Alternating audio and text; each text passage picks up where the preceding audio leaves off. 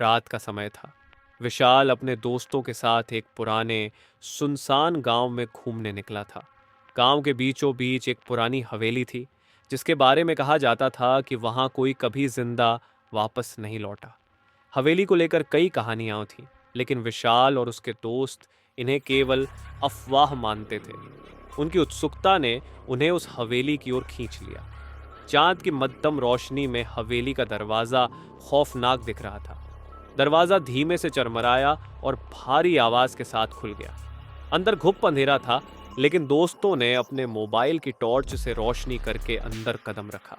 जैसे ही वे अंदर गए, हवेली की दीवारों पर अजीबोगरीब छायाएं नाचने लगीं। हवेली में एक अजीब सी ठंडक और सन्नाटा था, मानो वहां कोई अदृश्य ताकत हो। अचानक हवेली के दरवाजे बंद हो गए और एक ठंडी हवा का झोंका चारों ओर घूमने लगा। विशाल ने महसूस किया कि उनके साथ कुछ गड़बड़ है। उसकी दोस्त निशा घबरा कर बोली, हमें यहाँ से चलना चाहिए, कुछ तो गलत है। पर विशाल ने उसे शांत किया, अरे ये सब बस हमारी कल्पना है, कुछ नहीं होगा। लेकिन तभी एक भयानक चीख पूरे हवेली में गूंज उठी। ये चीख इतनी डरावनी थी कि सबके रोंगटे खड़े हो गए। सभी ने अपने अपने टॉर्च उस आवाज की दिशा में घुमाई, लेकिन वहां कुछ नहीं था। हवेली के कोने से धीरे धीरे एक परछाई बाहर निकल रही थी, जो एक इंसान की तरह दिख रही थी, लेकिन उसका चेहरा इंसानी नहीं था।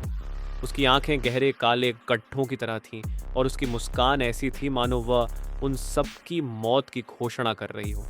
वह परछाई धीरे धीरे उनकी तरफ बढ़ने लगी। विशाल और उसके दोस्त जड़वत खड़े थे। डर के मारे उनके पैर हिल भी नहीं रहे थे। निशा ने चिल्लाते हुए कहा, भागो!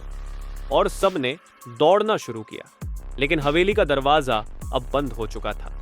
दरवाजे को खोलने की कोशिश करते हुए विशाल ने महसूस किया कि कोई उसके कंधे पर हाथ रख रहा है। उसने पीछे मुड़कर देखा, वह वही परछाई थी जो अब उसके एकदम पास खड़ी थी।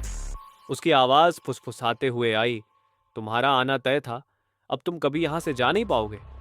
विशाल का दिल जोर से धड़कने लगा। उसके दोस्तों ने दरवाजा तोड़ने की कोशिश की, लेकिन वह हिला भी नहीं। तभी वह परछाई एक एक कर सबके पास जाने लगी और हर बार वह और ज्यादा डरावनी लगने लगी। अंत में जब सबको लगा कि अब उनकी जान बचना मुश्किल है, अचानक दरवाजा खुल गया। बिना पीछे देखे वे सभी बाहर की ओर भागे। बाहर आकर उन्होंने चैन की सांस ली, लेकिन जब विशाल ने अपने दोस्तों की ओर देखा तो वह सन्न रह गया। उसके सभी दोस्तों की आंखें गहरे काले गड्ढों में बदल चुकी थीं, ठीक उसी परछाई की तरह। हवेली ने उन्हें हमेशा के लिए बदल दिया था। अभी तक कोई भी उस हवेली में दोबारा जाने की हिम्मत नहीं कर पाया है।